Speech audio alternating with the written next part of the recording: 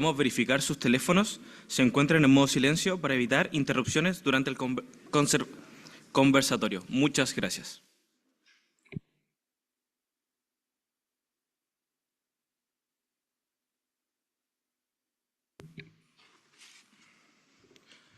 Muy buenas tardes, bienvenidos y bienvenidas a una nueva jornada de N Miradas, el ciclo de conversaciones organizados por nuestra Escuela de Negocios y Economía, instancia en que invitamos a destacados y destacadas expositores a compartir sus reflexiones respecto al panorama económico, social y cultural de nuestro país y a repensar juntos los nuevos desafíos para nuestro desarrollo.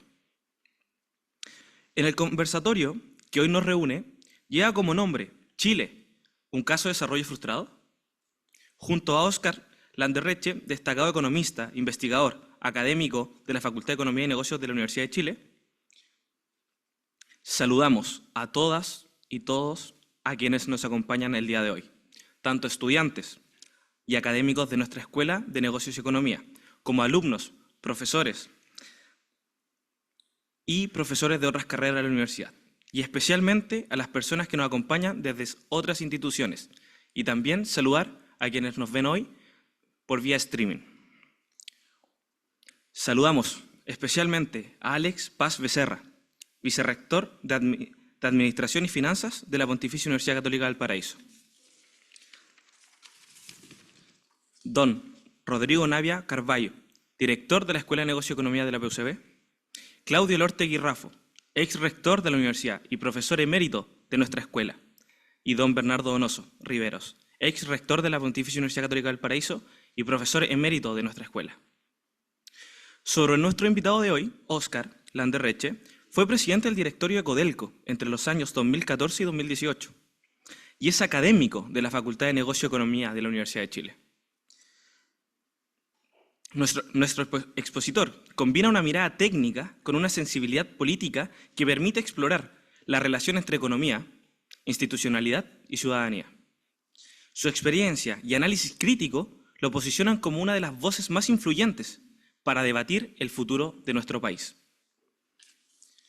En esta conversación, el economista abordará con su estilo riguroso y perspicaz el panorama económico nacional, los principales desafíos que enfrentan el escenario actual y hacia dónde deberíamos avanzar. La charla será moderada por el jefe de vinculación con el medio de la Escuela de Negocio y Economía, Jorge Magasic Capón. Los invitamos a ambos a pasar al escenario con un fuerte aplauso.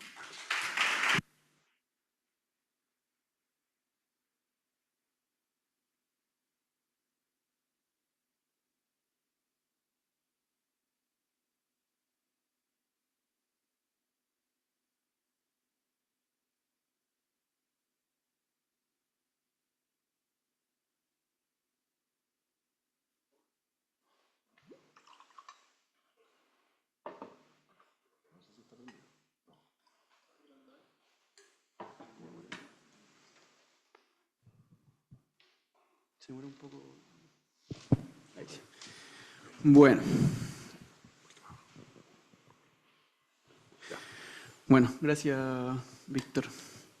Muy buenas tardes a todos y todas.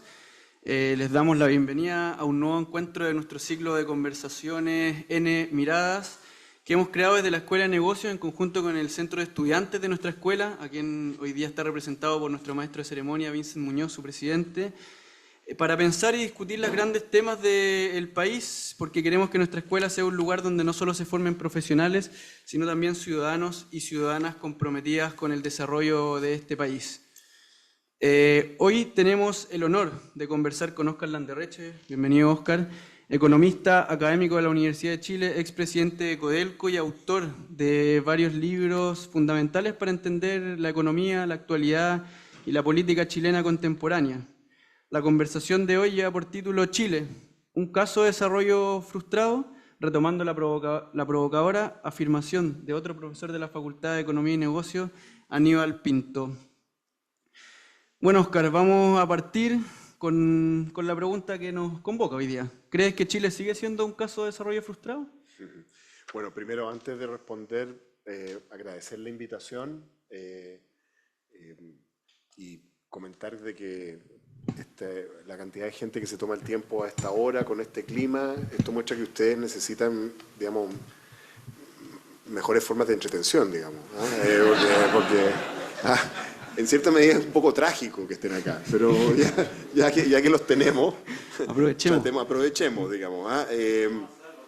Claro, efectivamente. Claro, esa frase es bien interesante. De hecho, si uno le hace doble clic a la teoría de Aníbal Pinto, que mucha gente no sabe, es el papá de la Malucha Pinto, por si acaso, ¿no? ¿Sí saben eso, no? No es el de la Plaza Aníbal Pinto. No, ese otro. Por eso la distinción es que este es Aníbal Pinto Santa Cruz, es el economista, ¿no? El doble clic era el siguiente, esto era una noción que en el fondo viene de la teoría trotskista, ¿no? Como el marxismo clásico trotskista, pero él no era tan así, pero un poco viene de ahí. Y era la siguiente idea. La idea era que los países, en la teoría marxista clásica, hay una relación entre dos categorías, que son la infraestructura y la superestructura. Entonces, la infraestructura, en algunos textos, en algunos idiomas, no se dice infraestructura, se dice base, o digamos, base material. Entonces, la infraestructura es la tecnología, las empresas, los recursos naturales, ¿no? La fábrica, la infraestructura. Esa es la infraestructura, ¿no es cierto? Esa es la base material de la economía, que en el fondo determina lo que tú puedes producir o cuánto puedes producir para tu población. Y encima de eso está la superestructura. Y la superestructura, en el concepto marxista, era las estructuras culturales, es la política, son los medios, es la religión, son el parlamento, ¿no? Entonces, en el fondo son las estructuras culturales, ¿no? Y la idea clásica, que en el fondo en realidad no era, la gente argumenta que no es realmente de Marx, sino de Engels, de su coautor y mentor, y mecenas, es que la historia consiste en una relación dialéctica, ¿no? Entre la superestructura y la infraestructura. Entonces, básicamente lo que ocurría es lo siguiente: lo que pasa es que en distintos periodos de la historia, ¿no? La infraestructura desarrolla una superestructura que no es compatible con la infraestructura. Por así decirlo, pensémoslo así, ¿no? Los 30 años famosos de crecimiento de Chile, ¿no es cierto?, generan una clase media que aspira a algo que no se sostiene con la economía que los generó a ellos. O sea, demandan incluso, algo que no es posible dado lo que los creó. Entonces se produce una contradicción entre infraestructura y superestructura, y según la teoría clásica marxista, ese es un momento revolucionario. Ahí se producen las revoluciones. Ahora, del mismo modo, la idea de Aníbal Pinto era que Chile era un país que tenía un descalce al revés. Eso es lo curioso, eso es lo interesante de ese libro. Donde normalmente los marxistas creían que el problema era que, ¿no es cierto?, la base productiva se desarrollaba y dejaba obsoleta a la cultura, dejaba obsoleta a la política. Aníbal Pinto decía que lo que caracterizaba a Chile era lo contrario. Lo que caracterizaba a Chile era que teníamos una cultura política más sofisticada que lo que se podía, por así decirlo, financiar con la base productiva. Y él no lo dice en el libro, pero un poco implícitamente el problema de eso, lo que causaba ese problema eran ustedes, pues, Valparaíso. ¿Ya? Claro, siempre el origen de todos los problemas, porque al final lo que ocurría era que Valparaíso, o sea, Chile era un país pobrísimo. Chile tenía el PIB per cápita de Bolivia, ¿sí? Pero Valparaíso no, porque Valparaíso era un lugar conectado. Cuando no existía el Canal de Panamá, era un lugar globalizado, era un lugar donde había plata, había gente que viajaba. Entonces, Chile tenía esta paradoja de que era este país pobre como rata, pero que producía a Pablo Neruda, digamos, y a Mata, ¿no? Y a Gabriela Mistral. Era como una cosa muy... O sea, que tú ibas al Sporting acá y creías que estabas en Inglaterra. No, estabas en Chile, con el PIB per cápita de Bolivia. Y entonces, lo que decía él era que se había desarrollado más la superestructura y la contradicción era al revés. Y que ese era el problema que frustraba el desarrollo de Chile, porque no había una compatibilidad entre las dos cosas. Ahora, uno podría argumentar que la época de oro de la concertación fue al revés, fue clásica. Se desarrolló la base productiva y descuidamos la educación, descuidamos la cultura, o sea, como que... Y que por lo tanto lo que tuvimos en los últimos años fue un quiebre marxista clásico, ¿no? Entonces, yo diría que lo interesante de citar a Aníbal Pinto es eso, ¿no? De que tenemos un problema de incompatibilidad entre la cultura, entre la política y la base productiva, pero es al revés del que él argumentaba. Eso es lo que yo diría. Claro. Sí, en esa misma lógica, y yendo también a los años de la concertación, los 30 años, vamos a llamarle así para hablar de eso hoy día, se redujo la pobreza en ese tiempo, se aumentó la cobertura en educación escolar, en educación superior, hasta los indicadores de cobertura del Internet mejoraron, pero siempre al parecer falta algo y seguimos en ese grupo que hoy día se llaman países emergentes y no alcanzamos el desarrollo. ¿Por qué ocurre esa paradoja y hoy día? Si lo podríamos explicar hoy día, ¿por qué no alcanzamos a llegar y seguimos en el subdesarrollo o en el país emergente? No, Chile no es un país subdesarrollado. Chile es un país, en la clasificación que hace el Banco Mundial, nosotros somos un país de ingreso alto. Lo que pasa es que estamos en la parte baja de la tabla, ¿no? O sea, estamos en primera división, pero a punto de descender. O sea, somos Santiago Morning. No voy a hablar de Santiago Wander. Sí, mejor que no. ¿Ya? O sea, es como eso, Limache, para hacerle bullying. ¿Ah? Entonces, claro. Entonces, ¿qué es lo que pasa? Lo que ocurre, o sea que eso es así, digamos. O sea, en Chile, a ver, digamos las cosas como son. En Chile, los indicadores de pobreza, porque, claro, si uno inventa más formas de hacer unos indicadores multidimensionales, claro, puedo llegar a cualquier número de pobreza, pero en los indicadores globales de pobreza monetaria, o sea, de gente que no le alcanza la plata para comer, digamos, prácticamente está eliminado en Chile. O sea, y está eliminado hace harto tiempo. Entonces, no, Chile es un país exitoso en eso. ¿Qué es lo que ocurre desde mi punto de vista? Ocurren dos cosas. Una es que el modelo de desarrollo, modelo no me gusta mucho, pero ya, digamos, el modelo, la estrategia de desarrollo de Chile se ha ido agotando, ¿ya? Y se ha ido agotando en gran medida por su éxito, ¿no? Chile es un país que, esto es una cosa que le desagrada mucho que yo lo diga a alguna gente, digamos, pero durante los años 80, fundamentalmente los 80, para ser bien sincero, se produjo en Chile un proceso de diversificación productiva. Si uno mira la estructura productiva de Chile en los años 60, éramos un país monoproductor de cobre. Eso es, monoexportador de cobre. No había, o sea, era 90% de nuestras exportaciones cobre y lo demás, nada. ¿Verdad? Y durante los años 80 se produjo la aparición de un sector frutícola, ¿no? Los packing famosos, ¿no? La pesca, la celulosa. Todo eso fue en los años 80 y se consolidó en los años 90. Entonces, una manera de ver la historia de Chile es la siguiente. Si tú miras aquí ¿le puedo tomar como quiz a los niños acá? Sí, están los profesores de economía ahí, así o sea, que... si no saben lo que yo estoy hablando, tienen que echarlo a todos la formación bruta de capital fijo. ¿Les gusta? Está bien, estoy en una escuela de negocios. La formación bruta de capital fijo dividida por el PIB, ¿cierto? O sea, la inversión total del país dividida por el PIB. Si ustedes miran los indicadores históricos del Banco Mundial, del Banco Central, desde el año 60 hasta más o menos el año 86, 7 por ahí, o sea, mediados de los 80, ese número era 15% del PIB. 15. Subía, bajaba, 15, ese era el promedio. Casi toda la dictadura era 15, ¿eh? Y Unidad Popular, Frey, era 15. Chile invertía 15 puntos del PIB. De alguna manera, en la transición entre Bigi y Foxley, por decirlo de alguna manera, en ese momento, ese número pasa de ser 15 a 25. 25. O sea, aumenta en 66%, por así decirlo, la escala de la inversión. Y lo que permitió eso fue desarrollar todos estos sectores. Si uno mira la minería chilena, antes de ese momento era Codelco nomás. Y había un conjunto de minas que sabíamos que existían y que nadie las explotaba. La minería privada de gran escala aparece ahí, en los 80 hacia los 90. La fruta en serio, así como los packing, aparecen ahí, ¿no es cierto? La pesca, antes de eso era básicamente pesca media artesanal, así. La pesca industrial aparece ahí. La celulosa aparece ahí. Todo aparece ahí y es porque Chile pasa de invertir 15 puntos a 25. Y nos rindió. Nadie puede decir que no nos rindió. Un país que tenía las tasas de pobreza que tenía pasó a otra, llegamos a tener el PIB per cápita más alto en la región, etcétera, etcétera, etcétera, etcétera, todos los indicadores.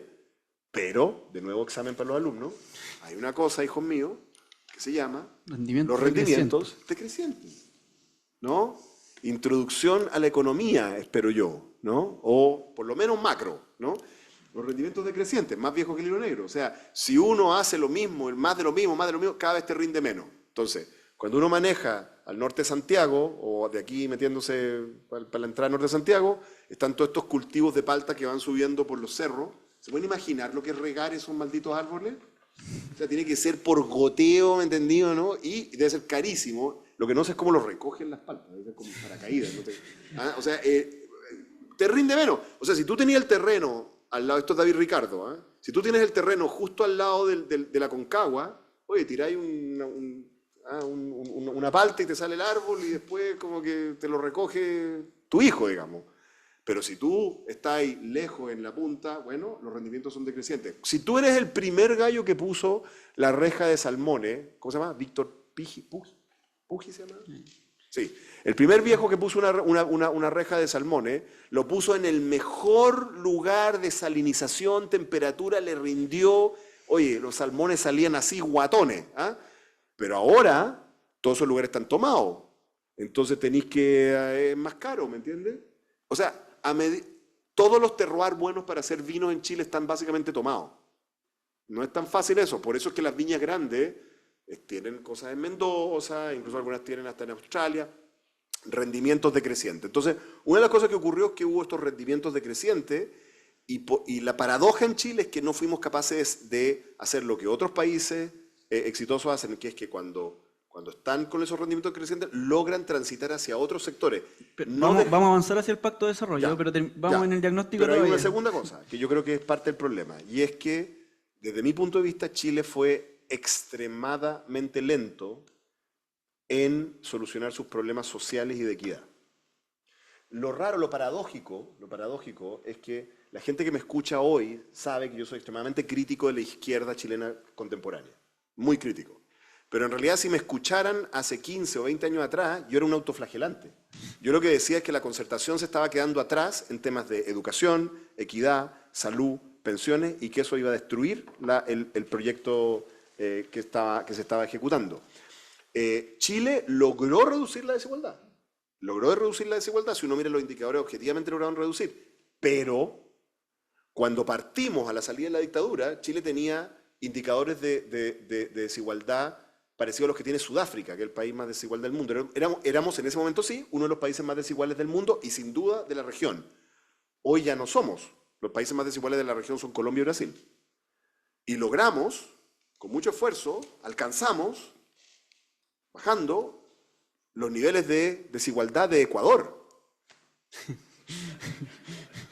que es mejor que Brasil y Colombia. ¿Me entienden? Entonces, claro, las dos cosas son ciertas. ¿Es cierto que se logró reducir la desigualdad en distintos indicadores durante los años de la concertación? Es cierto. ¿Es cierto que la desigualdad sigue siendo intolerablemente alta? También es cierto. Las dos cosas son ciertas. Y eso tiene a la estrategia enredada hace mucho tiempo. Y en ese contexto, ¿cuál es el riesgo de que Chile asume si es que no soluciona esos dos? ¿Un retroceso social, económico, un letargo al desarrollo? ¿Qué es lo que estamos viendo ahora? Sabemos exactamente para dónde va esto. Sabemos, si lo sabemos, se llama Argentina. Argentina hace, no sé, 80 años atrás, no, 100, ya, uy, qué lor. Bueno, era un país desarrollado. Era un país de ingreso per cápita. Hubo un momento en que había un rascacielos más alto en Buenos Aires que en Nueva York. Duró como 3 segundos, sí, pero hubo un momento, los argentinos. ¿Ya? Ellos tenían, una de las paradojas que tenía Chile es que Chile tenía un sector agrícola extremadamente subdesarrollado, precapitalista, casi cuasi feudal. Tú pasabas la cordillera y tenías o sea, hace 80 años atrás tenía una agricultura argentina industrial, exportadora, el granero del mundo.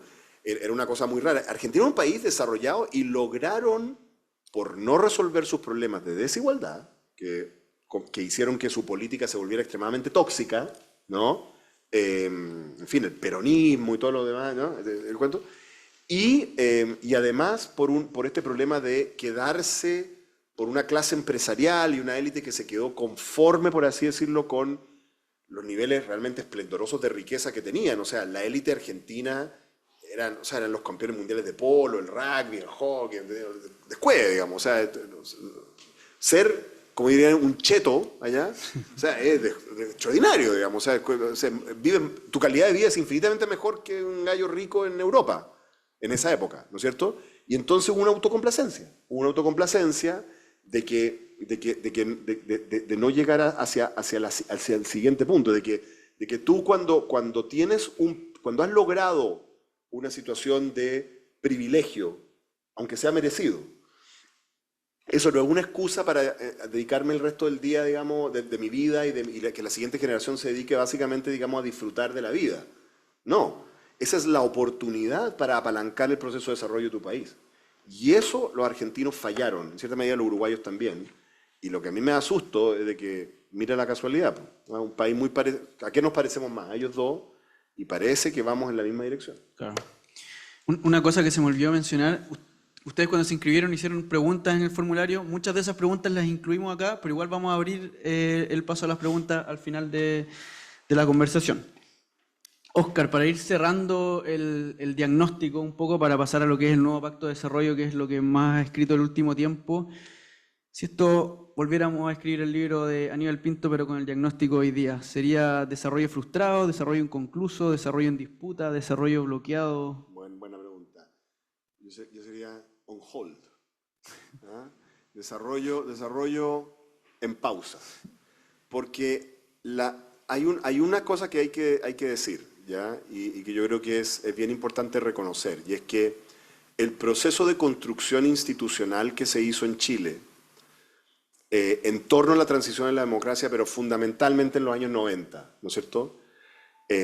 Lo que fue que un país, ojo, si uno retrocede a los años 70 para atrás, Chile competía con Venezuela y Argentina en ser uno de los países que más default tenía de deuda pública. Éramos un desastre, ¿ya? O sea, era un desastre macroeconómico. Hoy en día tenemos uno de los bancos centrales más respetados a nivel mundial. De verdad, o sea, es absolutamente espectacular. Tenemos una institucionalidad fiscal en que estamos como país escandalizados porque nuestra deuda bruta va a llegar a 50% del PIB. Y yo también estoy bien que nos escandalicemos, pero es ridículo eso, ¿ya? ¿No entendemos? Porque entre otras cosas porque la deuda neta está como en 28. Ese es el escándalo para nosotros, claro, porque venimos de que teníamos 0, ¿no? Entonces, Chile tiene un nivel de institucional, la CMF, la Fiscalía Nacional Económica, o sea, Chile construyó una institucionalidad económica que se ha mostrado en los conflictos políticos de los últimos años como extremadamente resiliente. O sea, vinieron por la ISAPRES, vinieron por la AFP, vinieron por el mercado de capitales, vinieron por el Banco Central, y ahí está. Y entonces hay que reconocerlo, porque en el fondo esa institucionalidad estuvo muy bien diseñada, y eso significa que la crisis de Chile no es un colapso al estilo argentino, sino que es básicamente que Chile no aprovecha la oportunidad para crecer, se queda como ahí en un estancamiento, una suerte de mediocridad, porque al final las instituciones siguen existiendo, funcionan, esa es la característica. Entonces, Chile tiene todo el potencial en este momento para dar el salto a ser un país desarrollado. Yo estoy convencido de eso. Si uno va sector por sector, sector económico por sector, uno descubre que en cada sector económico chileno hay una parte del sector que es clase mundial. O sea, si uno dice Concha y Toro es una empresa clase mundial. Latam es una empresa clase mundial. ¿Me entiendes? Bueno, Codelco siempre ha sido una empresa clase mundial, pero ahora además está AMSA, que es la privada, ¿cierto? AMSA es totalmente una empresa clase mundial. Uno dice en los salmones, Aquachile, clase mundial. O sea, y así, uno va sector por sector, tiene empresas clase mundial. Hoy en día, cosa que no teníamos en los años 80 o en los 90, hay un ecosistema empresarial en serio. ¿No? O sea, ya no vivimos en el mundo ese en que los empresarios chilenos eran como un viejo chucheta, digamos, que así como que decía, vamos a emprender, cabrón. No, eso es otro mundo, ese mundo pasó, así como Bombalé, digamos, ¿no? Eso ya pasó, eso era ese mundo. ¿no? Un mundo como primitivo. No, hoy en día el sector empresarial chileno es top y tiene las capacidades para hacer apuestas atrevidas, ¿correcto? Entonces nosotros tenemos el potencial, lo tenemos. Tenemos una parte, por lo menos, de digamos, de la clase universitaria, por así decirlo, de jóvenes que son muy competentes, digamos, y que tienen las capacidades para insertarse en eso. Así que lo tenemos, pero de alguna manera estamos haciendo todo para que eso no ocurra. Entonces estamos en pausa, estamos a la espera, y la pregunta es si vamos a ir para allá o vamos a ir para allá. Vamos para ver qué es ir para arriba. Entonces, tú dijiste en una entrevista, no me acuerdo bien en qué medio, pero que la concertación era el último proyecto político como tal, que tenía un proyecto de desarrollo, que ahí lo redujiste en que eran los tratados de libre comercio y la infraestructura. Después dijiste que en Piñera 1, Bachelet 2, Piñera 2 no había habido proyecto político. ¿Podemos desarrollar un poco ese proyecto de desarrollo, digo, no proyecto político? Dos aspectos. Primero, Chile es un país, esto yo he visto que Mayol ha agarrado esto, me parece que lo escucho en alguna parte. ¿Ah? Chile tiene una característica, y es que es peligrosa, Las mejores épocas de Chile es cuando Chile ha intentado ser líder global en algún proyecto político y económico. Esa es la verdad. Por ejemplo, Chile cuando Chile tuvo su Frente Popular, o sea, Pedro Aguirre Cerda, ¿no? Fundador de mi escuela, a mi juicio quizá uno de los mejores presidentes de la historia, Chile era un país como avanzado en eso. De hecho, el proyecto de construcción del Sistema Nacional de Salud, que partió ahí, cuando Pedro Aguirre Cerda fue presidente, su ministro de Salud era Allende, digamos, un joven Allende, y ahí comenzó la construcción del Sistema Nacional de Salud. Hasta el día de hoy los ingleses reconocen que el otro gran proyecto de construcción de un Sistema Nacional de Salud fue el chileno, y por eso es que tenemos los indicadores, ¿no? El doctor Monkeberg, todo eso viene de ahí. O sea, Chile era un país avanzadísimo en el tema para su nivel de desarrollo, además, ¿no? Muy avanzado en temas del proyecto de construcción de un sistema de protección social de la época de la posguerra. Eso era muy avanzado. El proyecto de Frei Montalva, ¿no? Fue una cosa única en el mundo. La idea de una tercera vía, que era con cambio social, pero no era, digamos, de derecha, por así decirlo, pero no era marxista. Eso fue una cosa única de Chile, y el mundo miraba a Chile. Lo de Allende fue un experimento completamente único. Nosotros fuimos uno de los países líderes de la revolución neoliberal durante la dictadura. La transición a la democracia chilena fue de los casos, era Chile y Sudáfrica. Esos eran los dos países que estaban haciendo una transición ejemplar, ¿no es cierto? Bueno, cuando Chile está haciendo algo de vanguardia, le va bien. Cuando Chile está de loser y de seguidor de tendencias globales, con idioteces del estilo, bueno, si Milei hace esto, entonces hagámoslo de Milei, o Bukele, o Trump, nos va pésimo. Y yo creo que tiene que ver con nuestra cultura nacional. O sea, nosotros somos el país chico choro, ¿no? Enano, que jugó a ser imperio, agarramos e invadimos, bueno, Perú y Bolivia, ¿entendido? O sea, 3 veces, por si acaso. Porque la última nos quedamos con el territorio, pero antes había invadido 2 veces más, para la independencia y para la guerra de la Confederación. O sea, es un país muy atrevido, una cosa chiquitita, digamos, bien primitiva, con pretensiones de grandeza, ¿no? Yo creo que a Chile le va bien cuando está en un proyecto de vanguardia. Y la última vez que tuvimos un proyecto de vanguardia fue la concertación. Esa es la verdad. Si uno piensa realmente desde ese entonces, básicamente hemos estado jugando defensivamente, claro, ¿no? Y entonces yo creo que ahí estamos condenados a fracasar.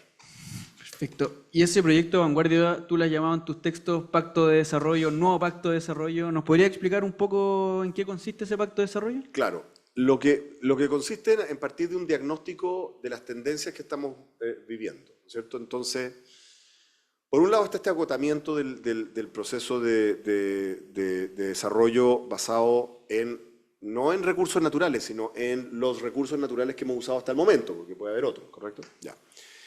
Primero, entonces eso significa que tú tienes que desarrollar nuevos sectores, pero hay otras cosas que hay que ver. Segundo tema.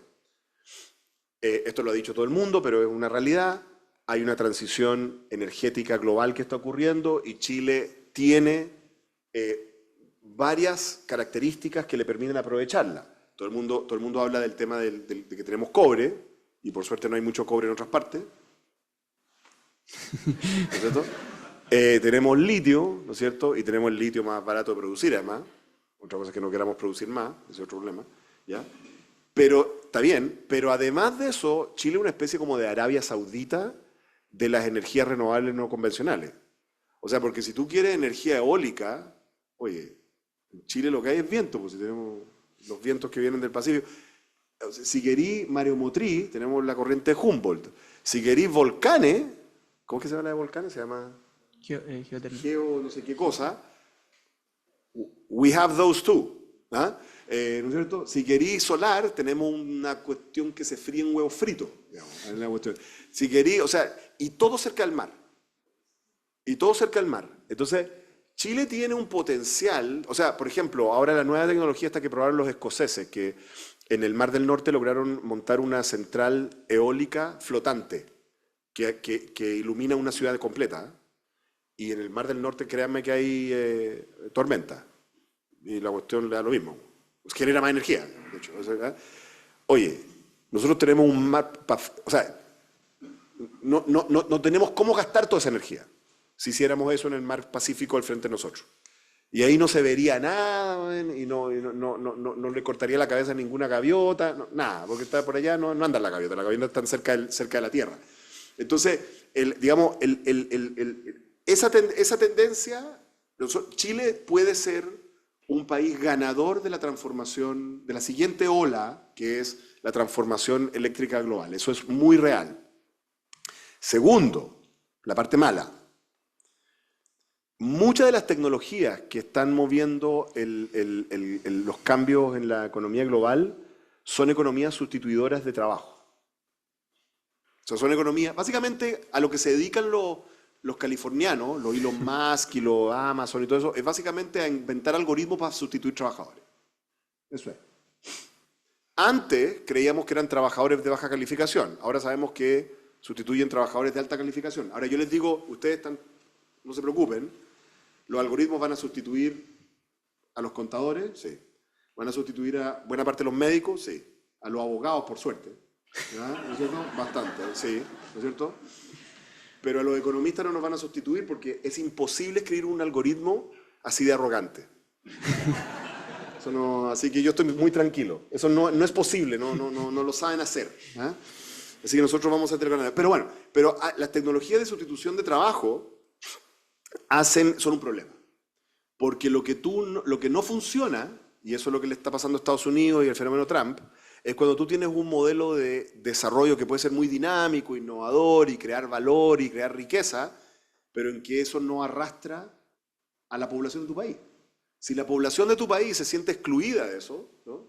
Siente que hay una élite que se hace millonaria, pero que tú estás peor, o sea, que tú no vas en la parada, bueno, tú no vayas a apoyar eso, y te vayas a rebelar y le vayas a hacer la vida imposible a eso. Eso es. Y entonces eso es un problema para Chile. Porque muchos de nuestros sectores sí están sustituyendo, la tecnología está sustituyendo trabajadores, lo que la hace más eficiente a los sectores, pero genera ese otro problema. Ahora, este problema ya lo han tenido otros países. Los países árabes, los países petroleros, ¿no? Son monarquías, digamos, monarquías aristocráticas, qué sé yo. El petróleo, por si acaso, el petróleo no necesita trabajadores, ¿no? O sea, el desierto está lleno de esas cuestiones que se mueven así, y hay un guatón con un joystick, digamos, jugando Candy Crush por si hay una emergencia, digamos. Los puertos son automatizados, un tubito, llegan los tanqueros que son gigantes, que por si acaso los gallos que están arriba de los tanqueros no hacen nada, porque se manejan solo, están ahí por si acaso. O sea, es completamente capital intensivo. Pero los árabes saben que si tienen un modelo de desarrollo que genera riqueza para que ellos anden en aviones de color dorado, digamos, pero en que todo el mundo es pobre, eso no va a durar. Y por lo tanto, ¿qué es lo que tú ves hacer a los príncipes árabes? Los ves convertir a Dubái en la ciudad turística más top de la humanidad, centro financiero, no sé qué, proyectos ambientales, cuestiones. muy marcado hacia el sector de servicios, turismo, finanzas. ¿Por qué? Comercio. ¿Por qué? Porque el sector servicio es trabajo intensivo. Porque ellos saben que tienen que generar una economía que acarrea a la gente. Ese es un punto ciego del modelo de desarrollo chileno. Porque está bien que nosotros creemos valor y exportemos y nos hagamos, digamos, está bien. Que el PIB crezca, pero el PIB tiene que crecer generando ingresos para los trabajadores, para la gente. La gente se tiene que sentir partícipe del proyecto. ¿Ah? Y por lo tanto, el Pacto de Desarrollo tiene que incluir una estrategia para desarrollar, para usar el desarrollo de los sectores líderes, en los que tenemos ventajas comparativas, para apalancar el desarrollo de sectores de trabajo intensivo. Yo en el libro mío, hacia un nuevo pacto, uso el tema de las 4C. Las 4C, que por si acaso si alguien la usa me debe royalty. Está registrado, 4C. Las 4C son las características de un pacto de desarrollo. ¿Ok? Primera característica de un pacto de desarrollo, comprensión. ¿Ya? Lo primero que necesita un pacto de desarrollo es que la gente entienda de qué se trata. Entonces yo desafío a los profesores aquí de que agarren a cualquier cabro que está sentado acá, ¿no es cierto?, del cuello así, lo zarandeen un rato y les diga que le expliquen en qué consiste la estrategia de desarrollo de Chile hoy. Ok, ya. La estrategia de desarrollo de Piñera 2. Bachelet 2. Piñera 1. En cambio, si uno le preguntaba a la gente en la época de la concertación, si uno le preguntaba a un taxista qué es lo que estaba haciendo, cuál es la estrategia de desarrollo de Chile, te hablaba de los packing. Te decía que Chile lo que está haciendo es firmar tratados de libre comercio, exportar, digamos, recursos naturales y estamos haciendo infraestructura como tonto. O sea, estamos haciendo puertos, embalse, cuestiones. Eso lo entendía todo. Lo entendía incluso la gente que estaba en contra de eso. Pero lo entendía. Muy importante, comprensión, primera C. Comprensión. Segunda C. Contribución. Contribución es, ok, yo entiendo de qué se trata el pacto de desarrollo, la estrategia de desarrollo, cómo contribuir, qué es lo que me piden a mí, qué tengo que hacer. Yo tengo que entender de qué se trata y qué es lo que yo tengo que hacer. Porque no me sirve que me digan, yo entiendo de qué se trata el proyecto de desarrollo de Chile, pero no sé qué hacer. Entonces, lo que le tiene que comunicar a la población, lo que tiene que hacer, tiene que estudiar, tiene que ahorrar, tiene que tener una casa, tiene que tener hijos o no tener hijos, ¿qué es lo que tiene que hacer? ¿Qué es lo que tienes que hacer para participar de la estrategia de desarrollo que tú comprendes? Entonces, comprensión, contribución, compensación. ¿Cómo voy ahí? O sea, tengo que tener claro cuáles van a ser mis premios. Si es que yo contribuyo a la estrategia de desarrollo que yo comprendo. Tengo que entender cuáles son mis premios, porque si yo creo que no tengo premios, tampoco voy a contribuir. ¿Correcto? Entonces, comprensión, contribución, compensación. Y la cuarta C es la C mágica, que la tuve que forzar un poquito, porque no podía usar otra letra. ¿No? Es concesión. Y concesión es la siguiente, o sea, estuve al borde de decir concertación. Pero vea, concesión. La suma esa es la concertación. Concesión. ¿Qué es concesión? Que cuando tú sabes de qué se trata el proyecto productivo, aunque estés en desacuerdo con él, aunque tú eres el viejo comunista, que no te gusta mucho, que es muy neoliberal la cuestión, ¿verdad? Pero lo entiendes lo que está haciendo el país. Segundo, entiendes cómo vas tú, cómo participas tú, cómo contribuyes y cómo te compensa. Lo que ocurre es que el viejo que le gustaría la otra cosa, dice, no me gusta, pero funciona. Así que ya, mientras tanto. Si tú eres el anarcocapitalista libertario que te gustaría vivir en una especie como de fantasía, digamos, de Hayek, no tengo idea, esto no es exactamente lo que a mí me gusta, pero lo entiendo, sé cómo participo, sé cómo me beneficio, ya está bien, démosle. Los casos exitosos de desarrollo en el mundo nunca son con gente en una especie como de éxtasis político que cree que están en la última cosa revolucionaria más fantástica del mundo. Irlanda no es así, los irlandeses no son así como, no encuentran que sus gobiernos son espectaculares. Singapur no es así, Finlandia no es así. Es al revés, es como decir, esto está ok, pero para construir eso de la concesión se necesitan las 13 anteriores. Perfecto. ¿Y qué tienen que hacer entonces? Porque tú siempre dices que le traes malas noticias a la izquierda y le traes malas noticias a la derecha Sí. porque te gusta especificar sobre el rol de la empresa y sobre el rol del Estado. Sí. ¿Podemos entrar ahí en el área chica? ¿Qué tiene que hacer el Estado y qué tienen que hacer las empresas? Sí, bueno, en el Estado estamos con hartos problemas, ¿ya? En el Estado estamos con hartos problemas porque ha sido tanto tiempo que hemos sido negligentes respecto de el paso a una siguiente fase de desarrollo, que no hemos hecho las cosas que hemos tenido que hacer, que son básicamente reformas pro crecimiento en el área de educación, de capacitación de trabajadores, de ciencia y tecnología, de infraestructura.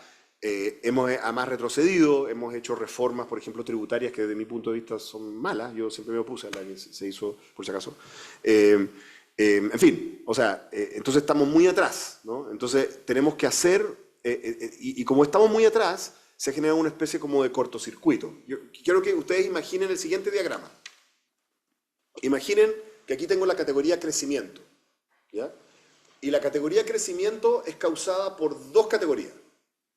Imaginen, ¿no? Aquí, como que yo tuve un PowerPoint que no tengo, ¿ya? Aquí hay un óvalo que dice crecimiento. Aquí arriba hay dos óvalos con una flecha. Uno dice condiciones externas. O sea, el crecimiento de Chile, una cosa central, son las condiciones externas. Si está bien el mundo, y ok. Eso es como ceteris paribus, ¿cierto? Condiciones externas. Y la otra son reformas estructurales. Condiciones externas y reformas estructurales. Esas dos cosas generan crecimiento. En la época de la concertación teníamos de las dos. Teníamos buenas condiciones externas y reformas estructurales, crecimos, perfecto. Hoy en día las condiciones externas, Trump, cuestión, más o menos, ¿no? Y esto está paralizado. Pero aquí está la razón. Crecimiento causa una cosa más abajo, que son, ¿no es cierto?, las condiciones sociales y políticas. El clima social y político es determinado por el crecimiento. Porque si tú tienes un país que está estancado en el crecimiento, donde el mercado laboral no hace aumentar los ingresos de los trabajadores, la disposición de la gente no es buena, no es constructiva. ¿Ok? Y por lo tanto, esas condiciones políticas tienen un feedback a la reforma estructural. Tenemos un cortocircuito en este momento en Chile. Como no estamos creciendo, no están las condiciones sociales y políticas para hacer las reformas que necesitamos para crecer. Nuestra salvación sería que el mundo nos sorprendiera, ¿sí? Como que hubiera una nueva era de oro de crecimiento y como que echa a andar el sistema, pero no parece. Por lo tanto, lo que nosotros necesitamos hacer es como cuando se te para el auto y se te va la batería. Y tienes que meterle chispa.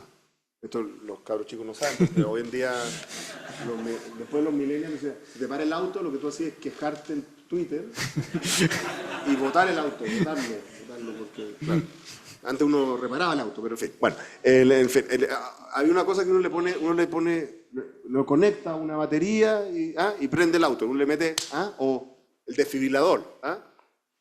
Lo que necesita Chile es un shock de crecimiento. Y como no va a venir afuera, tiene que venir del Estado.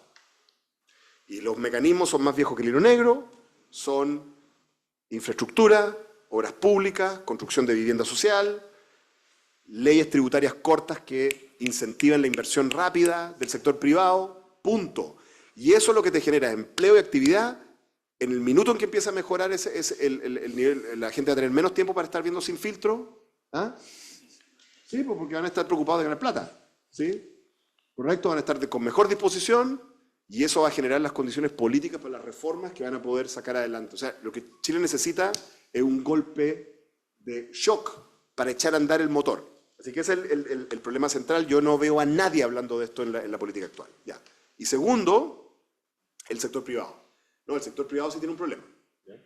Ahora, ¿Otro problema? No, un problema complicado, porque reconozcamos las cosas. Cuando muchas veces los países tienen los gobiernos que se merecen. Ya. A ver. Voy a hablar bien de una universidad rival de ustedes. Miren. ¿No es cierto? Voy a hablar de la Santa María. De los Sanzanos. ¿Ya? La Universidad Federico Santa María, no les va a parecer demasiado sorprendente si les digo, fue fundada con la fortuna de un señor que se llamaba Federico Santa María, que dejó una fortuna, ¿no? Y la dejó, no sé si en manos de, porque él se murió, no sé cómo era la historia, había un Agustín Edwards, ¿cierto? Uno de los tantos. uno de los, no sé cuál, que era como su amigo, su partner, ¿no? Y entonces, a todo esto Federico Santamaría me parece que hizo su fortuna especulando en el mercado de azúcar durante la guerra. Era un delincuente. O sea, era un delincuente. ¿Ah? O sea, era como tráfico de órganos, una cosa así. Ya, bueno, ya, da lo mismo. Tenía Luca y dijo, voy a hacer este proyecto. Primer dato que la gente se olvida. ¿Cuáles son los colores de la Universidad Federico Santamaría? Azul, rojo y amarillo. ¿Saben por qué? Son los colores de carrera. ¿Por qué Federico Santamaría era carrerista? Esa era la bandera de los Carrera. Era carrerista, el fundador del Instituto Nacional. La mirada desarrollista. Sí, señor. Eso era Federico Santamaría. Y por lo tanto, en los estatutos que él le dejó a su amigo Agustín Eduard para ejecutar su fortuna y fundar la Santa María, lo que establecía originalmente, eso después cambió, pero la Santa María originalmente era una universidad para el hijo del obrero, dicho así, para el hijo del obrero, era gratis. Una fortuna empresarial para hacer una universidad de calidad, de las mejores universidades del país, sin ninguna duda, ¿no es cierto? Para los hijos del obrero gratis. Y como él sabía cómo eran los chilenos, prohibió que hubiera profesores chilenos, por si acaso, eran todos alemanes. ¿En serio? Eran todos alemanes. Eran todos alemanes. Y además construyó el campo ese que parece Hogwarts. Pero no solo eso, sino que originalmente usaban uniformes de colegio inglés. Tenían uniformes. En el Museo de la Santa María están los uniformes de colegio inglés, a pesar de que es una universidad. Ahora yo hago la siguiente pregunta. ¿Qué iniciativa empresarial contemporánea, comparable con esa, existe hoy?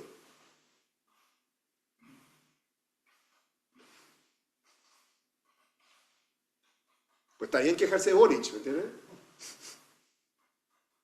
Claro, cierto, ¿no es cierto? O sea, con el sector empresarial que tenemos hoy, con las lucas que tienen hoy, tenemos fortunas a nivel mundial y tenemos, les reconozco, además, conocimientos empresariales a nivel mundial. Tenemos un ecosistema empresarial clase mundial. Tú vas a Manhattan y se nota.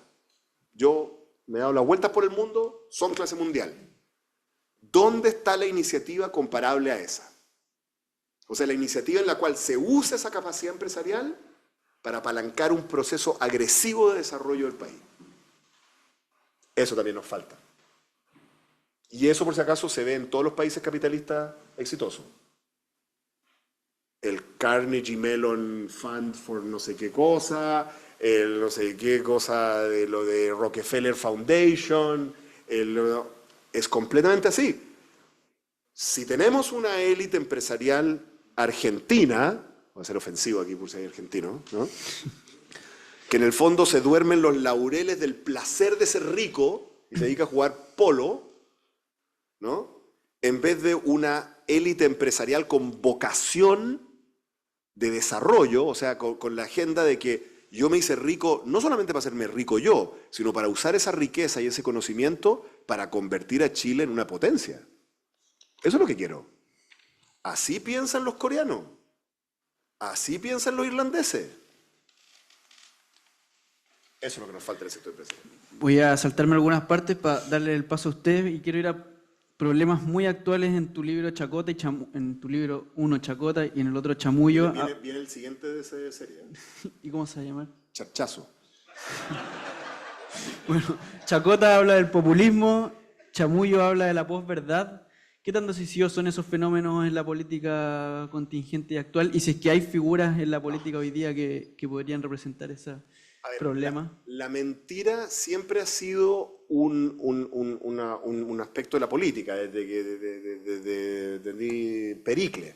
Entonces, mentir es parte de la política, ¿ya? Si no, eso es así. Lo que pasa es que hoy la mentira ha adquirido la categoría de un sector industrial. O sea, porque una cosa es que un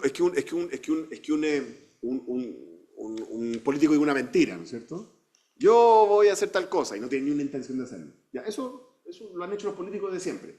Pero otra cosa es que exista un sector productivo dedicado a no solamente crear mentiras, sino difundirlas con máximo impacto posible, y que tú contratas los servicios de esta compañía, ¿no?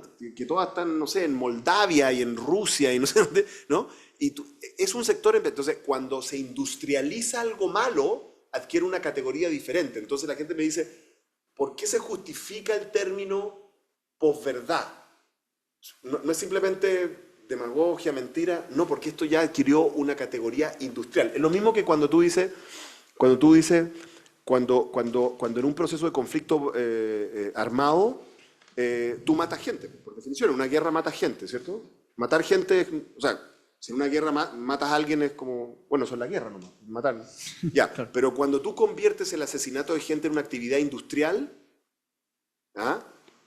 Eso requiere otra palabra.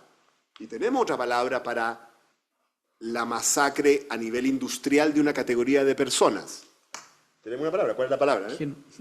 Genocidio, ¿correcto? Requiere una palabra porque tiene una entidad diferente cuando es algo industrial. Lo que cambió con las tecnologías de las comunicaciones y el hecho que todos andamos conectados todo el tiempo y la cuestión, es que la mentira en política adquirió una categoría industrial y un nivel de efectividad que nunca antes habíamos visto, y eso lo vuelve mucho más peligroso que antes. Bueno, vamos al último bloque de esto, que quiero que hablemos unos minutos de regiones, universidades y futuro. Ya. En todo esto que hemos hablado, ¿cuál puede ser el rol de las universidades, en primer lugar, pero específicamente de las escuelas de negocios? Tú fuiste director de la Escuela de Negocios de la facultad y introdujiste algunos cambios curriculares basados en una metodología de Core Econ, sí. si no me equivoco. ¿Qué podemos hacer las escuelas de negocio para aportar a este pacto? ¿Cuál podría ser nuestra contribución si es que seguimos eso así? A ver, lo que pasa es que hay una cosa que hay una mirada que no tenemos en Chile, y es entender que las universidades no son parte, por así decirlo, del gasto social. ¿Sí? Pues dice, el gasto en educación es parte del gasto social. Para mí no. No. Para mí el gasto en educación es gasto en desarrollo productivo.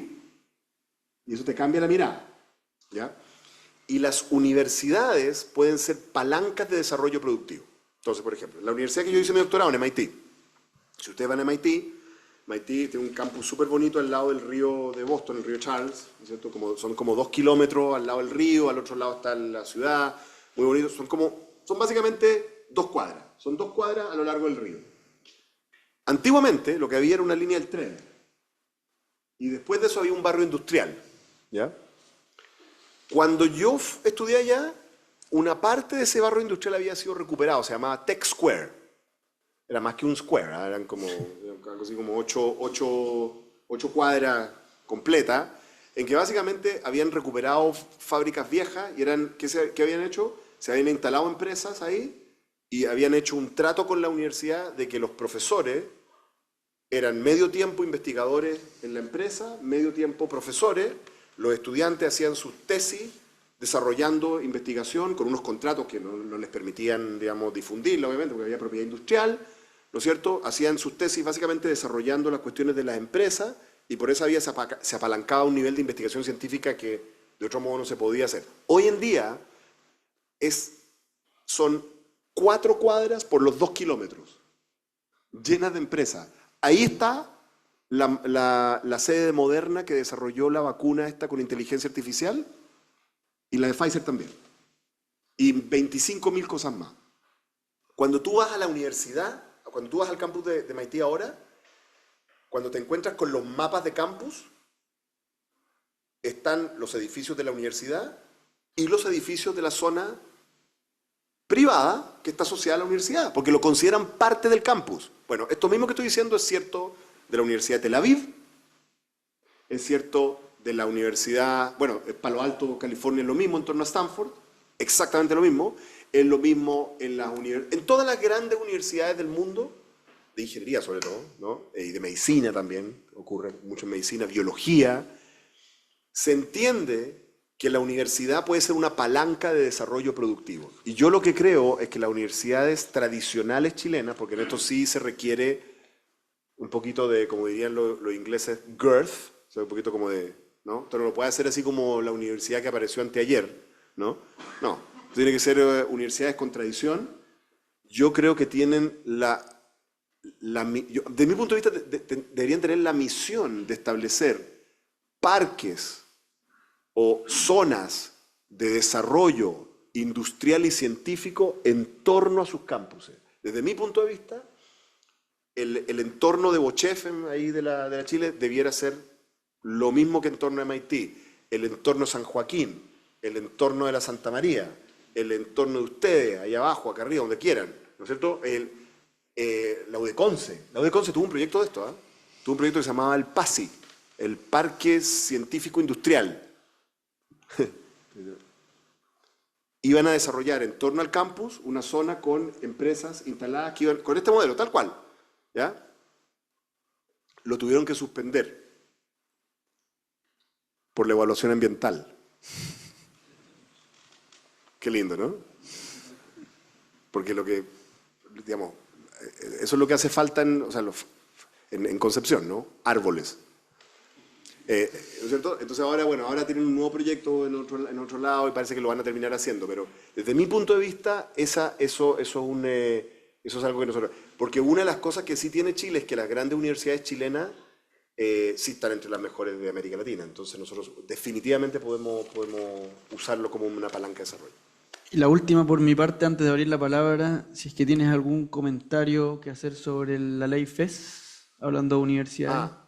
Sí. A ver, yo de nuevo, esto es una cosa con la que yo estaba en desacuerdo antes. A mí nunca me pareció una buena idea la gratuidad para universidades privadas. A mí me parecía que la manera correcta de hacer esto era la siguiente. Yo tengo una posición, en esto están en desacuerdo algunos colegas míos, desde mi punto de vista las universidades públicas debieran ser gratis para residentes en Chile, como en California, como el sistema de California, debería ser gratis, ¿no? Y por lo tanto el problema de regulación de fondos debiera estar acotado a las universidades públicas. O sea, el problema deberían tenerlo con nosotros, con la Universidad de Chile, básicamente, ¿ya? Y la USACH, y la UDETALCA, y ahí lo que debería haber es una oferta gratuita de educación estatal, que si usted quiere, ya. Pero tiene que estar perfectamente, tiene que ser perfectamente posible que usted no quiera estudiar en esa universidad, sino que prefiera una universidad privada, ¿correcto? En cuyo caso, bueno, yo el Estado no te voy a ofrecer, porque yo no sé cuál es la estructura de costos, no sé cuál es el modelo, así que la universidad privada tendrá que cobrar lo que tenga que cobrar, y lo que yo sí puedo ofrecer, quizá, son becas. Pero no con la pretensión de cubrirte el costo, ni de regularte el costo. No, yo digo, yo te voy a cubrir una cierta beca, ¿no? O sea, cuando yo me gané la beca para ir a estudiar afuera, no me cubría todo el doctorado, tuve que complementarla, ¿correcto? ¿Quién dijo que la beca te cubre todo? Y por lo tanto, tú no te metes en la estructura de costo de la universidad privada. Tú simplemente apalancas que alguien pueda ir si tiene poca plata. Dicho eso, hay una categoría intermedia en la que yo creo que están ustedes, que es difícil, ¿no? Porque son universidades que en estricto sentido son privadas, pero que en el fondo son tan tradicionales que son de espíritu público, ¿ya? Y ahí ese espacio intermedio es difícil, ¿ya? Pero de nuevo es acotado, ¿eh? No son tantas al final, ¿no? Pero lo que me parecía a mí completamente absurdo es estar financiando universidades privadas, así como la UDP, digamos, ¿ah? La USS, la UDD, o sea, ¿por qué te vas a poner a financiarle y a regularle los aranceles a la universidad privada? No tiene ningún sentido. Entonces yo creo que ahí está el problema y me parece que lo que están haciendo ahora, en el fondo, es como ya se han cometido error tras error tras error tras error, tratar de solucionar el problema gastando mucha plata, pero además generando dos regulaciones que a mí me preocupan mucho. Una es la que tiene que ver con regularle los costos a las universidades, que me parece que eso solo puede terminar mal, ¿ya? Y lo segundo es esta idea de que esto se financie con un impuesto específico a los profesionales. Yo estoy completamente en contra de eso. Y les voy a decir por qué. Porque desde mi punto de vista, la característica central del problema de la desigualdad en Chile no es que haya gente, trabajadores que ganen mucho y trabajadores que ganen poco. El problema es entre capital y trabajo. Entonces, el único mecanismo de ascenso social que tenemos, que es que alguien se saque la mugre, estudie y llegue a ser un profesional, a pesar de que sus papás eran, no sé, pirquinero, ¿ah? A él le van a cobrar impuestos. No a Luxich. No, pues pobrecito Luxich. No a nadie. No, cobrámoselo a mi amigo Dante Contreras, digamos. ¿Ah? Primera generación, a él le vamos a cobrar el impuesto. No, yo encuentro que eso es inmoral. A mí no me gusta. Perfecto, bueno, ahora vamos a abrir la palabra al público levantando la mano y Víctor nos va a ayudar a llevar el micrófono. No sé si alguien tiene alguna pregunta. Ahí al fondo, ahí. ¿A dónde? Ahí al fondo. Ya. Siempre la primera pregunta es en el lugar más lejano de donde está el gallo con el micrófono. Eso he descubierto. Es un teorema. Un axioma más bien. Sí. Llegué tarde igual, entonces por Está eso bien. me senté acá atrás. Mi nombre es Marco Pérez, estudiante de Ingeniería en Administración de Negocios. Bueno, escuché la charla, maravillosa, muy buena. Bueno, mi pregunta igual iba un poco a lo último que dijo acerca de la meritocracia. Por ejemplo, en mi caso, ojalá no haya ningún Edwards por acá, pero si soy hijo de Edwards, voy a llegar a ser gerente de la empresa de tal persona. Y tenemos este caso de haberse sacrificado mucho tiempo, ser el mejor de la clase, el titulado con el mejor puntaje, se podría decir, y no llegar a los grandes gerencias o jefaturas de una empresa grande. Sí. ¿Cuál sería el sistema que usted propondría para Correcto. ayudar en ese estilo? Más aún, te voy a decir más aún, más aún. Una de las características que tienen los países cuando son un país dinámico, exitoso, una potencia, o sea, es que la élite maltrata a sus hijos. O sea, si cualquier joven que está acá lo mandáramos un mes a Eton, ¿sí? Eton, que es el colegio emblemático de la élite inglesa, ¿ah? O a Rugby, donde se fundó el rugby, que es otro colegio, ¿ah? O St. Albans, o Dragon School, o sea, los colegios pitucos ingleses, que son todos internados, por si acaso, ustedes creerían que están en un campo de concentración. No podrían tolerar la cantidad de lectura que les dan, la cantidad de matemáticas, tendrían que aprender latín, tendrían que hacer deporte, 24/7, es una cuestión que es insoportable. Los colegios de élite chilenos, en los que yo tengo a mis hijos, no son así. Los colegios de élite de los franceses, que los franceses son más socialistas, entonces son públicos, ¿no es cierto? Tienen como institutos nacionales, pero on steroids, digamos, ¿no? Son terribles, la competencia para entrar es horrorosa, ¿no es cierto? Demandantes, ¿no? El Groton School en Estados Unidos es lo mismo. O sea, la élite de los países que quieren ser exitosos le exige a sus hijos sacarse la mugre, en cualquier plano, ¿eh? En el plano militar, en el plano científico, en el plano empresarial, en el plano intelectual. Eso no lo hacemos en Chile. En Chile regaloneamos a los niños privilegiados. Debería ser completamente al revés. Indicador. Mi colega Javier Núñez, profesor de ahí, que ahora está de director de la escuela, tiene un paper que hizo con los datos de nuestra facultad, que yo lo he usado, pero no entra. Como él tenía acceso a los datos de nota, y nosotros le hacemos seguimiento a los ingresos de nuestros exalumnos, ¿no? Hizo el siguiente gráfico, ¿cierto? Lo que hizo fue, graficó eje X, el promedio de notas en la FED. Eje X, promedio de notas en la FED, eje Y, nivel de ingreso, 5 años creo que fue el número, 5 años después de graduado. 5 años. X, promedio de notas y nivel de ingreso. Sí hay pendiente positiva, para que le hagan caso a los profes. Hay una pendiente positiva, hay una nube, ¿está bien? Pero hay pendiente positiva. Hay pendiente positiva. Aquí está el problema. Cuando uno diferencia ese ejercicio entre estudiantes de colegios privados, no subvencionados, y los demás, el ejercicio es el siguiente, ¿ya? La pendiente es muy pronunciada para los estudiantes de colegios públicos o subvencionados. Muy pronunciada, o sea, es muy meritocrático eso, por así decirlo, ¿no? El cabro de 4 versus el cabro de 6 de promedio, o sea, la diferencia de ingreso es 1 millón de pesos. Eso es muy claro, o sea, eso es muy claro. El único problema es el siguiente. Aquí está la curva de los cabros del colegio. No, voy a usar este para que me resulte. Aquí está la curva de los cabros de los liceos y de los subvencionados. Si tú colocas la de los colegios privados, es así. También hay una pendiente, es harto menos pronunciada, pero el cabro que se saca 4 y sale del colegio de mis hijos, el Grange, gana más que el cabro de 6 que sale el mejor estudiante del otro lado, con datos de la FEN. El problema que nosotros tenemos es que necesitamos un sector privado más meritocrático.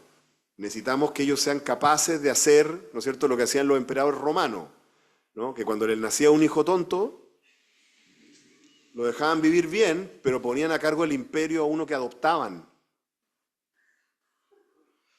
Adoptaban al que era bueno para la guerra.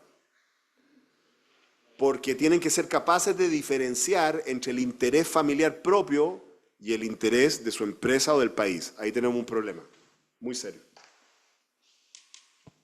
Allá al fondo. En la otra sala. Tenía que ser así.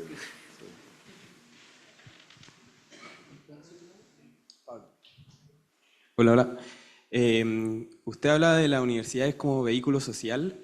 Yo estoy de acuerdo en eso, para la generalidad de las universidades, pero las dos mejores universidades de nuestro país, la Chile y la Católica, son universidades que en vez de provocar un ascenso social, lo que hacen es reproducir una misma élite. Entra la élite y sale la élite. No sé qué comentario merita eso. Sí, bueno, eso pasa en todas partes, eso no es ninguna novedad. O sea, yo creo que si uno intenta, por así decirlo, corregir con las universidades lo que el sistema escolar no generó en términos de igualdad de oportunidades, too late, demasiado tarde. ¿No es cierto? Cuando yo fui director de escuela, yo introduje el que era hasta ese momento el programa de equidad más grande que había habido jamás en Chile. Después lo imitó el resto de la Universidad de Chile. En la FEN, que en ese momento entraban al año, yo diría, unos 550 estudiantes, ya metimos 150 cupos de equidad. O sea, de los 550 le saqué 150 y los convertí en cupos de equidad. ¿Ya? ¿Y qué significa esos cupos de equidad? Significa básicamente que había un puntaje de corte más bajo para estudiantes que pertenecían al 10% mejor de un colegio público que no fuera emblemático. Entonces, básicamente, si tú eras de los mejores, estábamos apostando a la literatura que decía que ser del 10% mejor del colegio, aunque tu colegio sea muy malo, es un indicador de que eres muy bueno. Descubrimos que es cierto, pero yo te voy a decir lo que nos pasó. Lo que nos pasó es que en la práctica tuvimos que montar una especie como de propedéutico de un año en que básicamente le suspendimos el inicio de la carrera a buena parte de estos cabros y los teníamos nivelando todo lo que no les había enseñado el sistema escolar. ¿Ya? Y eso se generó en un problema de costo gigantesco. ¿Ya? Entonces, desde mi punto de vista, uno no puede usar a las universidades, y menos las universidades de élite, para corregir los problemas sociales. Tienes que hacerlo al nivel del colegio, ¿no es cierto? Y bueno, el otro peligro es que además desperfiles a las universidades de élite, que también las necesitan.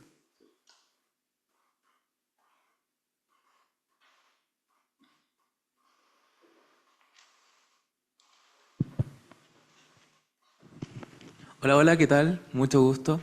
Escuché la charla acá, me parece muy buena. Eso sí, quiero hacer una pequeña visión que tengo. Soy estudiante de Derecho, entonces también quiero decir que la inteligencia artificial no creo que pueda reemplazar la egolatría que que tienen muchos abogados. Así que... Es cierto. No, pero... La inteligencia artificial difícilmente va a poder usar humita.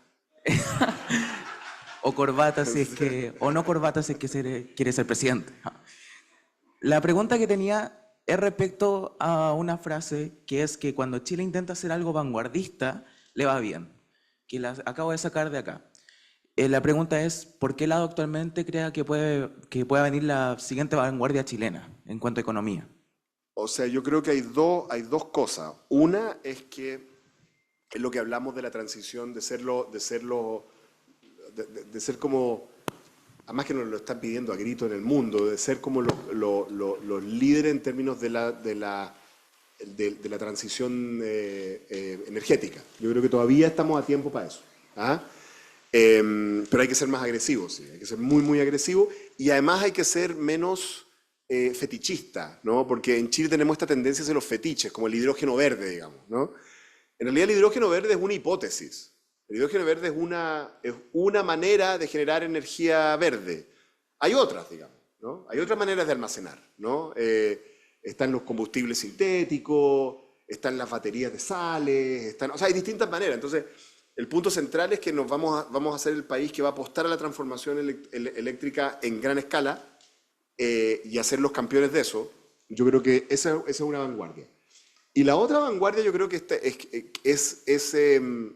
también la historia nos colocó ahí, digamos. Esto de Chile, un caso de desarrollo frustrado, bueno, nosotros no lo inventamos, porque Argentina es un caso de desarrollo frustrado. En cierta medida México a fines del siglo XIX tuvo una época que se llama el Porfiriato, previo a la Revolución Mexicana, que fue una época en que les fue espectacular y se derrumbó, ¿te fijas? Brasil, el milagro brasileño de la posguerra, también se chingó, ¿te fijas? Uruguay uno podría decir también. O sea, hay varios casos de desarrollo frustrado, entonces un poco como que América Latina es el lugar en que lo que se espera es esto de la trampa en los ingresos medios y que hasta ahí no llegaste. Entonces yo creo que lo que es vanguardista sería que Chile diga nosotros no vamos a caer acá, y eso significa que vamos a tener que transformar nuestra economía, nuestra fuerza de trabajo, nuestro sistema de capacitación, y vamos a dar el siguiente paso, ¿no? Que va a ser un paso que no es que deseche el tema de los recursos naturales, porque eso es una tontera, digamos, sino que apuesta a desarrollar nuevos sectores productivos, ¿no? Que eso nunca lo hemos hecho en América Latina realmente, ¿no? Yo creo que eso es vanguardista. Ahora, usualmente las vanguardias, en términos de modelo de desarrollo económico, van acompañadas de un proyecto vanguardista en términos políticos.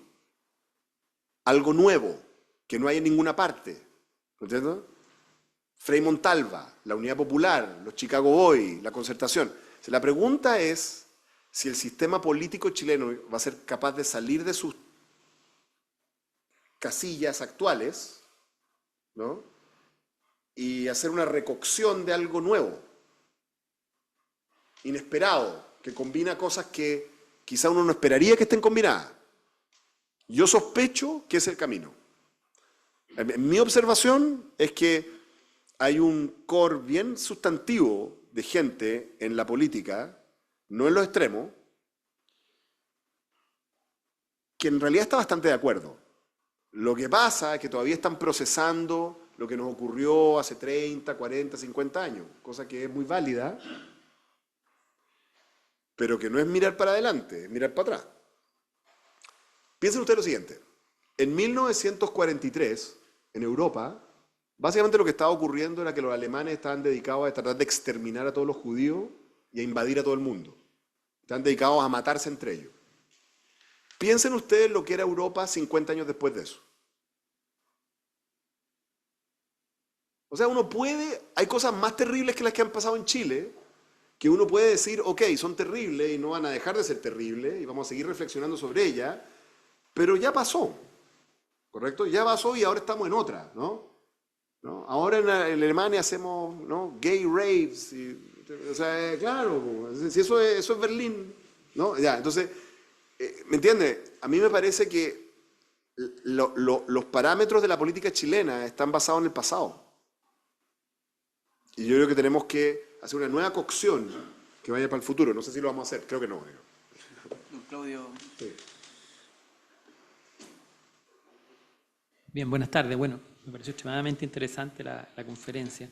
Y antes de la pregunta, yo quiero hacer una cosa muy personal, de un reconocimiento a su persona, en términos del coraje que ha tenido y que ha tenido hace ya varios años, en términos de que cuando en Chile empezaron a prevalecer las ideas que la historia muestra y la realidad muestra que han fracasado en todas partes, digamos, usted fue de los pocos que se atrevió, ¿no es cierto?, incluso poniéndose contra su sector, digamos, su tribu, como se dice, hacerlo, digamos. Y eso yo creo que realmente es bien notable. Y es lo que requerimos, digamos, en este país para seguir avanzando. Muchas gracias. La pregunta que yo iba a hacer, de alguna manera, la abordó en la respuesta previa. Un poco para que diera su visión, ¿no es cierto?, sobre hasta qué punto la calidad de la política tiene mucho que ver, ¿no es cierto?, con estas cosas que usted planteó en términos de hacerlas viables, hacerlas factibles, ¿no es cierto?, que se requiere, creo yo, una cierta calidad en la política que obviamente nosotros, si es que la tuvimos en algún momento, la hemos perdido o por lo menos ha reducido fuertemente su calidad. Entonces me gustaría algunas consideraciones al respecto, aunque ya las abordó de alguna manera en la respuesta previa. Sí, bueno, primero agradecerle el sentimiento expresado y en respuestas a la pregunta decir lo siguiente. Yo creo que, yo creo que nosotros tenemos también que mirar las cosas como bien brutalmente, o sea, como bien brutalmente. O sea, dado que esto no, o sea, en fin, la idea de que uno va a escribir la constitución de un país con los personajes que participaron del primer proceso constituyente, o sea, una señora muy respetable, digamos, pero cuyo mérito era que se disfrazaba de un mono japonés, digamos, otro de dinosaurio, o sea, piensen ustedes el desvarío de una ciudadanía que hace eso. O sea, es bien increíble, ¿ya? Y desde mi punto de vista el segundo proceso constituyente es bien parecido, ¿no? Lo que pasa es que ya no hay gente que se disfraza de una cosa, sino que se disfraza de otra, ¿ya?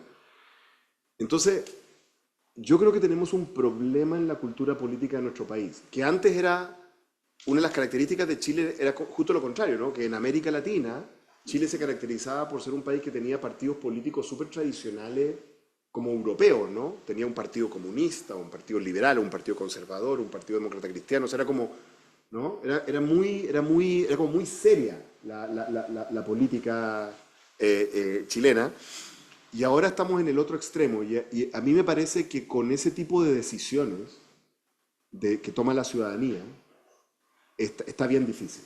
O sea, yo veo en este momento el proceso constituyente, yo lo digo abiertamente, las dos opciones que están predominando para disputar una segunda vuelta, yo las encuentro las dos peligrosísimas. Las dos, peligrosísimas. ¿Ah? Y veo a la gente votando por esas opciones básicamente desde una posición como de rabia, de mala onda, de cuestiones, pero no pensando. Yo creo que tenemos que hacer un trabajo muy difícil, duro, profundo y masivo de reeducación cultural de nuestra población. Cualquiera que haya vivido en un país desarrollado sabe lo siguiente. Yo viví cuando chico en Inglaterra, no era tan consciente porque era un niño chico, pero yo sé lo que ocurría. Viví cuando adulto haciendo mi doctorado en Nueva Inglaterra. Cuando uno vive, o al menos antes, cuando uno vivía en Estados Unidos, era imposible vivir en Estados Unidos sin que te metan por las orejas que los padres fundadores, que los Pilgrim, que la Constitución de Estados Unidos, es como que todos los programas de las series que tú ves es qué choro es ser bombero, qué bueno es ser médico, qué bueno es ser abogado, qué heroico es ser policía. O sea, los gringos usan su aparato de medios para hacerle publicidad a su modelo social, político y económico. Y por si acaso lo mismo hace la BBC, y lo mismo hacen los franceses con el sistema de antena, y lo mismo hacen los TVE y la RAI y los alemanes con la Deutsche Welle, y los únicos pelotas que no hacen eso somos nosotros. Que literalmente teníamos a TVN para pasar los Simpsons, no el Chavo del Ocho, como dice la biblioteca. Ojalá fuera el Chavo del Ocho. ¿Ah? Entonces, en el fondo, ¿cómo tú puedes pretender que una de las grandes fallas que yo le atribuyo a la concertación, y en esto sí creo que la concertación tiene culpa, ¿no es cierto?, es creer que tú puedes perpetuar una estrategia de desarrollo, un modelo político y un proyecto, digamos, institucional, si no le explicas a la población de qué se trata y cuál es la gracia. Y le entregas los espacios públicos, los espacios que tú tienes para hacer esa evangelización, dado que estoy acá, esa evangelización, digamos, lo entregas y renuncias a ello. Entonces, yo creo que tenemos que dejar de ser inocentes, empezar a pensar un poco más de esa manera, ¿ya? Que tiene peligros, ¿ah? Tiene peligros, eso. Pero bueno, todos los países lo hacen. Creo que es el único camino. Muchas gracias, profesor. Agradecemos a todas y todos quienes participaron de esta charla, Chile, un caso de desarrollo frustrado. Durante los próximos días podrán revivir en nuestro canal de YouTube este y otros seminarios completos organizados por nuestra escuela. Antes de finalizar, invitamos al jefe de vinculación con el medio, Jorge Magasich Capón, a entregar un reconocimiento a Óscar Landerreche por parte de la Escuela de Negocios y Economía.